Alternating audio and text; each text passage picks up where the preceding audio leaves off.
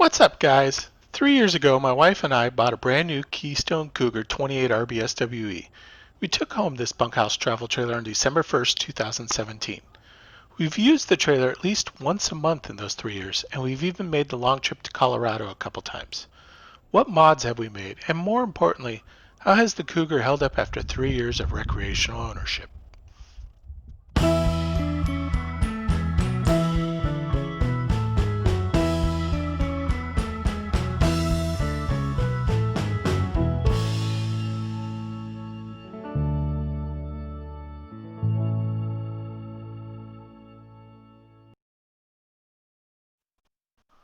Let's kick it off on the roof. I've added 200 watts of solar to assist in keeping the batteries charged when we are boondocking. I've been treating the roof with 303 protectant, and we installed max air vent covers. Now, I did shatter the bathroom skylight on a low-hanging branch, but that one's on me. The 10-gauge wire for the solar panels goes through the roof, into the master closet, and into the front wall down the cap. I'm using a Gindel 1200 watt inverter with built-in 20 amp PWM controller, and I'm using a 50 amp breaker to disconnect the panels when in storage. Power is still handled by our Duracell 6-volt GC2 batteries. These 215 amp hour batteries were $90 3 years ago and are still $90 each today at Sam's Club. I've even killed them a number of times, but they've charged back up and still continue to hold a strong charge of 12.8 volts. Our trailer came with Trailer Kings, which many have called ticking time bombs. We had 3,000 miles on the OG tires and decided to replace them with Goodyear Endurance ST tires. I like the extra load range and have had no issues with another 3,000 miles on this set. At the rear of the trailer, we tapped existing wires for a camera, and we had to replace the spare tire cover. Of course, we had to customize the tags. The screen for our backup camera is mounted on the windshield of our tow vehicle and gives us the perfect view on travel days.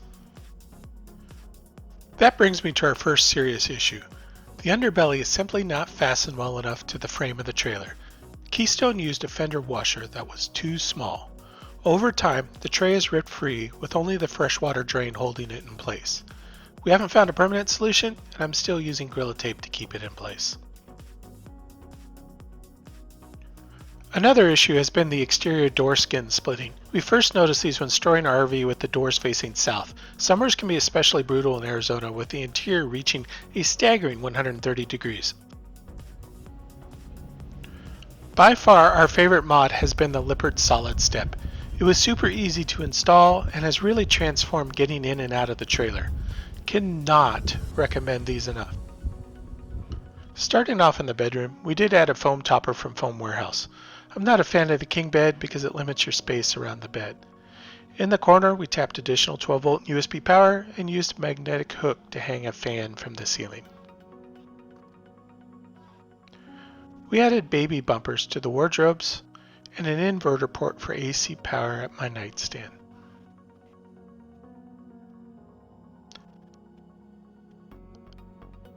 A simple adjustable vent helps keep the air flowing when we are running the AC.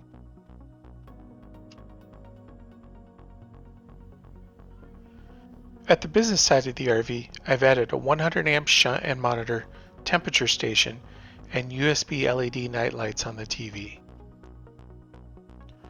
The biggest interior modification has been the removal of our U-booth dinette. The booth was simply not useful, and we could only fit 3 people around the table. We replaced it with Costco folding chairs and an IKEA expandable table that can seat up to 6 people. At the bunk end of the house, the stock steps were simply unacceptable. Because of the round bars, my children hated climbing up and down them, so we were using this step stool as a temporary workaround. We've had a number of cabinetry issues. So far, 3 of the drawers have completely fallen apart, and I've used epoxy to put them back together. This also makes the drawer feel a lot stronger. I added a stovetop for additional counter space, and with it being so hot in Arizona, I needed additional air movement in the fridge, so I wired up a PC fan to the always hot side of the light switch.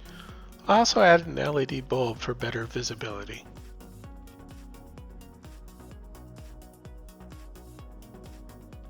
One of the hidden issues was the flow jet water pump had some cracks in the housing. I went ahead and replaced it with a SureFlow for some peace of mind.